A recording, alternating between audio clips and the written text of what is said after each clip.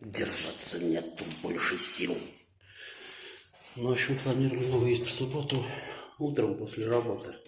Да, я заканчиваю работать с утром. А потом подумали, решили, что лучше, один день на работе или один день на море. Конечно, на море. Так как всех денег не заработаешь, взял отгул на свой счет и выезжаем не в субботу утром, а в четверг сегодня в ночь. Ну, где-нибудь там переночевать, так как у нас запланировано все заранее по дням и по часам. Где-нибудь пару ночей мы переночуем.